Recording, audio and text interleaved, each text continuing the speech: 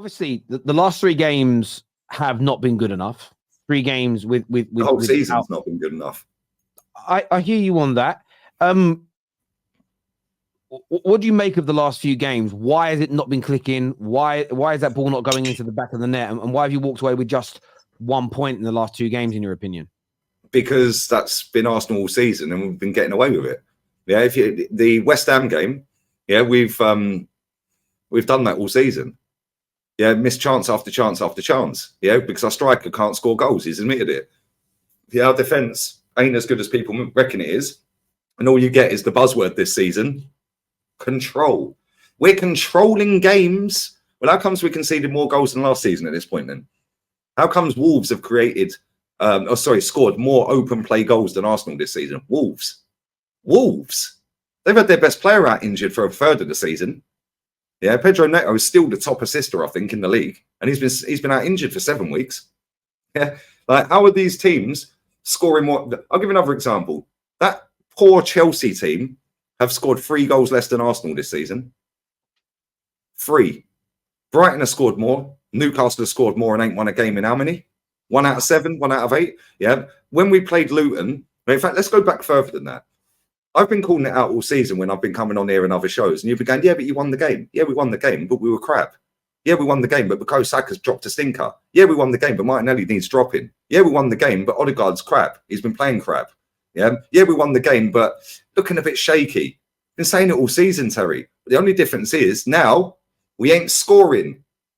Yeah, we didn't score against West Ham. We scored 1 against Fulham against a run of play, which again was kind of lucky as well, if we're being honest. Yeah, because fair play to Saka, he adjusted his feet quickly, but it very nearly hit the bar.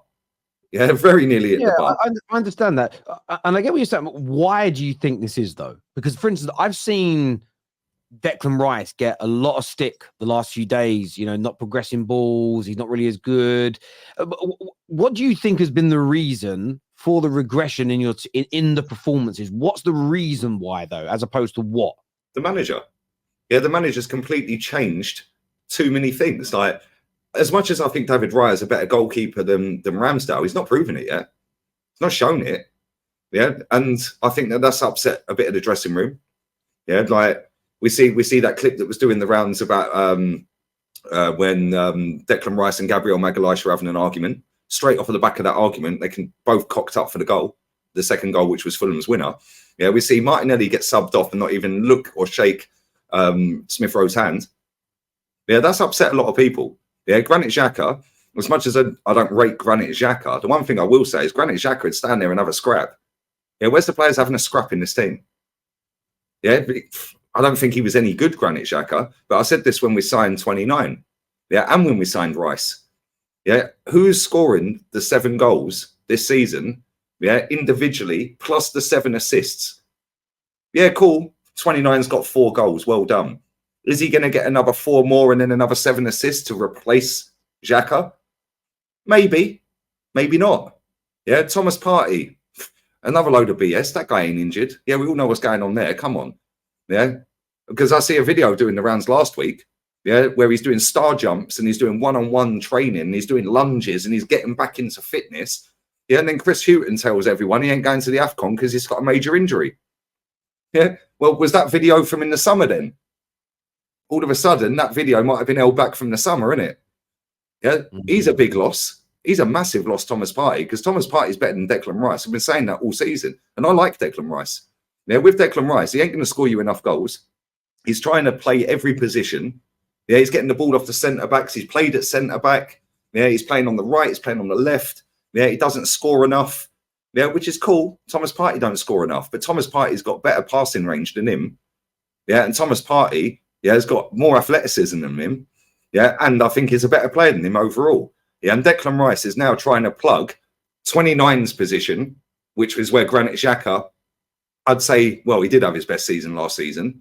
So now Rice is now doing 2 jobs, but now also, yeah, Ben White's falling off a cliff, right? And 35 at left back is useless. He's useless. It's absolutely awful. Yeah, and I don't think he was injured at the weekend either. Yeah, he's been absolutely pammed online for 3 games straight. All of a sudden, we'll take you out of the limelight, mate. Yeah, take you out of the limelight. Now add in the fact that our attacking players are a disgrace this season. Yeah, don't let 20 GA Saka fool you. He's been awful.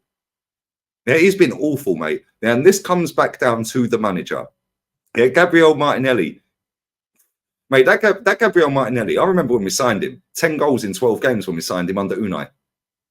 What's happened to that raw, electric talent that will dribble past people, was playing up front, scoring headers, scoring worldies, yeah, dribbling past three and pinging one in. Yeah, what's happened to him? And people go, but he scored 15 last season. Yeah, cool.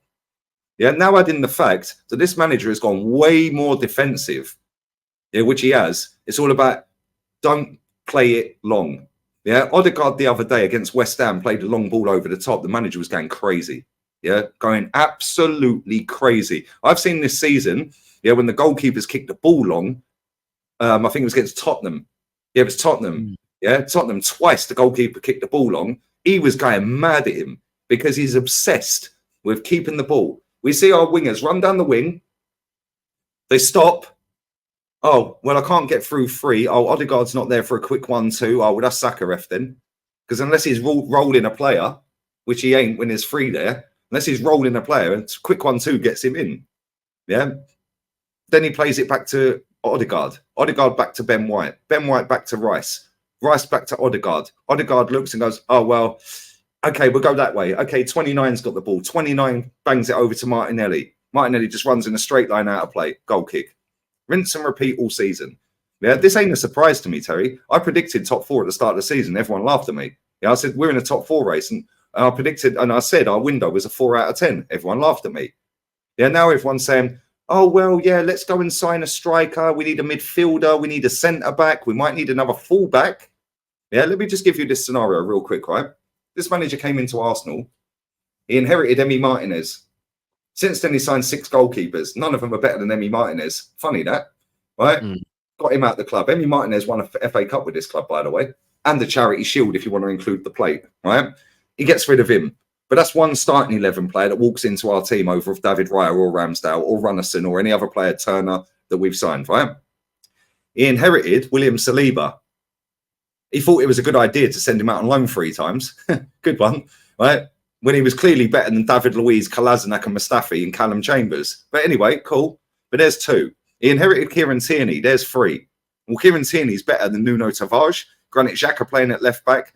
Kivior at left back. 35 at left back. El Neni at left back. And any other left back that he's tried at left back. That ain't a left back that he's plugged in there, right? So there's 4. He then inherits the front. He inherits Saka and Martinelli. So there's 6. There's a 6 out of a starting 11. He also inherited Aubameyang and Lacazette, right? So you could say, okay, they're washed. Well, Aubameyang's still smashing it. Lacazette's doing well. Yeah, are they better than Jesus? Yeah, because last time I checked, mate, yeah, Aubameyang's a Golden Boot winner in this league.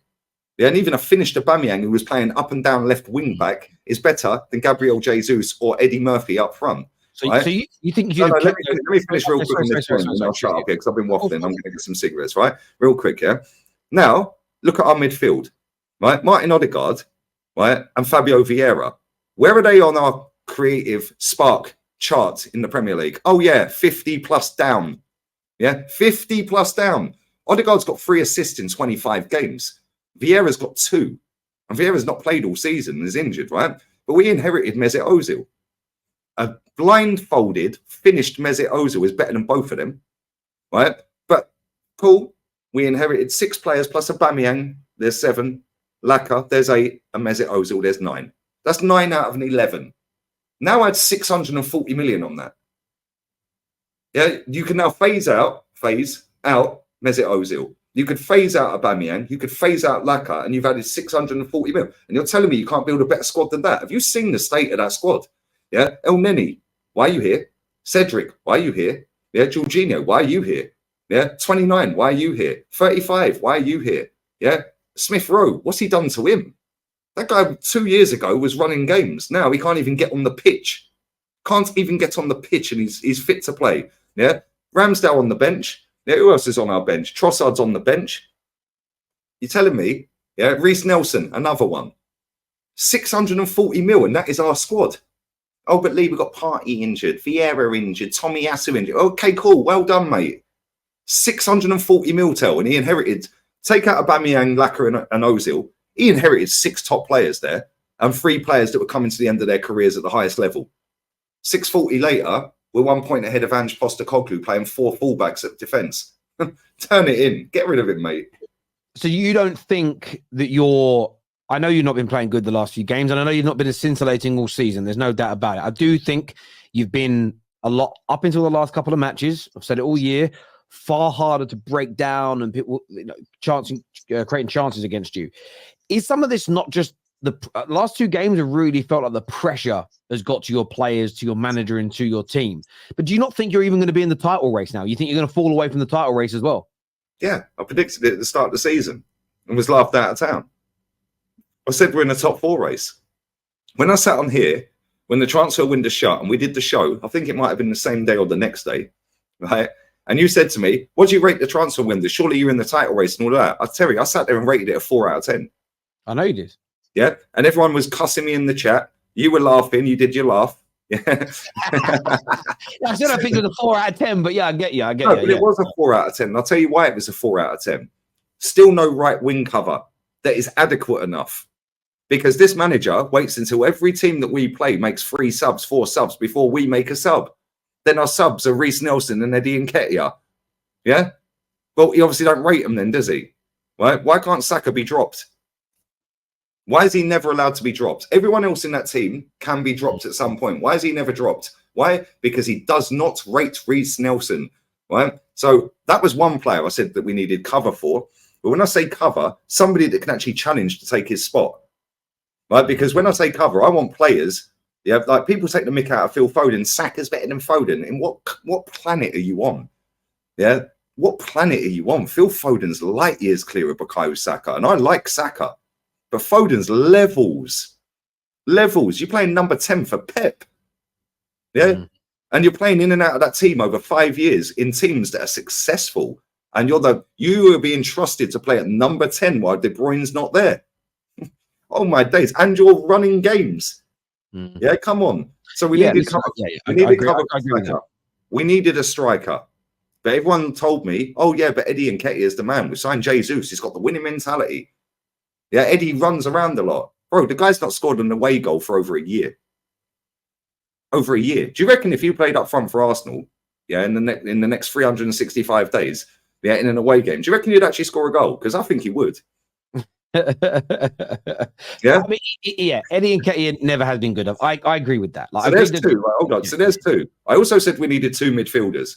Yeah, we needed Rice. Okay, cool. We got Rice. But I also said we needed 1 more. Yeah, well, we didn't get that 1 more, did we? And then we allowed Xhaka to leave. Cool. I wanted him gone, but now you have to replace him as well. You've replaced him with 29 for 65 mil and 40 grand a day. He's on 280 grand a week. Yeah, people want to have a go at me for profiting off a loss. Go and have a look at him. 40 grand a day. That guy's nicking 1,600 quid an hour, every hour of every day, every single month, every single year for the next 4 years. Right? So we needed 3 players plus that extra midfielder. Then the reason that we bottled the title, that they don't want to admit we bottled, is because Saliba got injured. Okay, cool. Tell me who's coming at centre back if he gets injured now. What, Kivior? So we still needed a centre back, didn't we? Right. So there's 5 players we still needed after doing this window. That is why I rated it a 4. Yeah. The only reason it's not a 4 is because I didn't think we'd get Rice. Otherwise, it would have been a 3. Yeah. And everyone laughed at me. Yeah.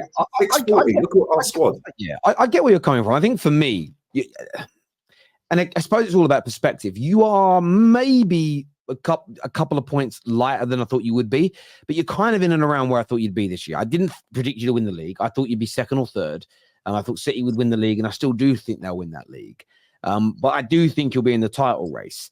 This January is why I think it's so important for you to go out and get that Ivan Toney, maybe to go out there and get that. You've mentioned Anderson of Crystal Palace as an example to bolster that squad, because if you do that, I think it changes things around.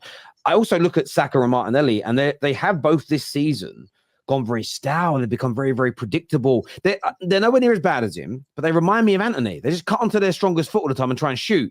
And they barely go on the outside. And I don't necessarily think that's on the manager. You think they've been told by the managers to do that? They've been told to do it. Ball retention is key at this club, mate. Yeah, look at Kivior. I'll give another example, right? Kivior came in at left back against Fulham the other day. He got hooked at half time. Why was Kivior at number 10 for half of that game? This guy's a centre back being told to play inverted left back. Yeah. And do you know what he did? Any Arsenal fan that watched this game, or anyone that watched this game, in this chat, he was at number 10 hiding because he didn't want the ball, mate, which is why he got hooked. Yeah, he was hiding. I've seen 29 hide behind the referee multiple games this season because he don't want the ball. I'm not even lying, Terry. That guy was sheeping the ref against Brentford. Yeah, he was hiding. And you know, when I say hiding, they're getting him to positions because this manager is so psycho with keep the ball, keep the ball, keep the ball. Have you seen that little video clip doing the rounds? Yeah, with the arrows on it. Yeah, I'm not one for these tacticos and all this crap, yeah? But somebody sent me this yesterday. You'll probably get done for copyright if you play it, yeah?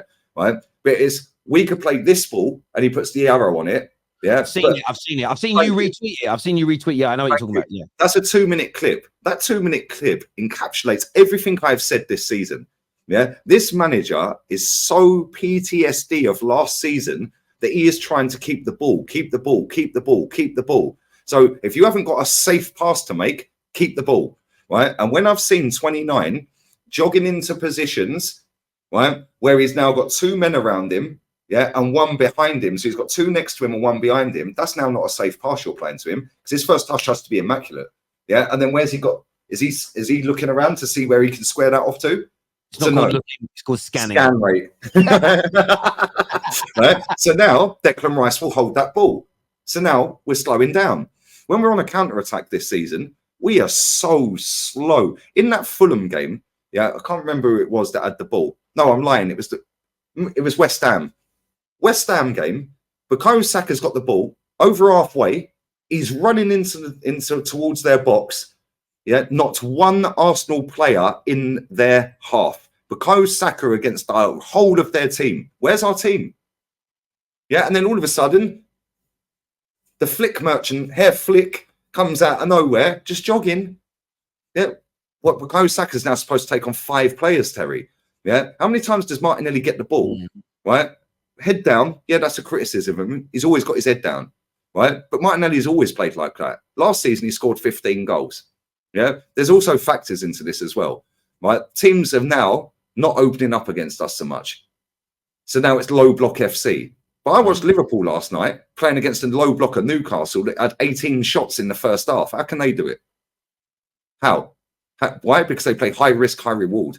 Yeah, they play quick 1-2 touch football.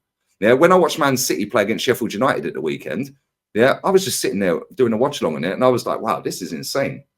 Yeah, look at where they're moving. Bernardo Silva's 1 minute on the left, then he's in the centre, then he's over there, then he's always jogging into space, he's looking around. Foden's doing it. Our players just stand there and admire their pass. Yeah, Terry, we will be lucky to get top 4 this season. And I said it at the start. I'm going to get a packet of cigarettes and a beer. When you come back, I want to read a tweet out to you about this. This year says Saka would shine in City's team, ball IQ better than Foden's. Listen, I think Saka would definitely shine at City, like most top talented players would. But I do genuinely believe that people are sleeping far too hard on the overarching quality of Phil Foden. He's absolutely tip top.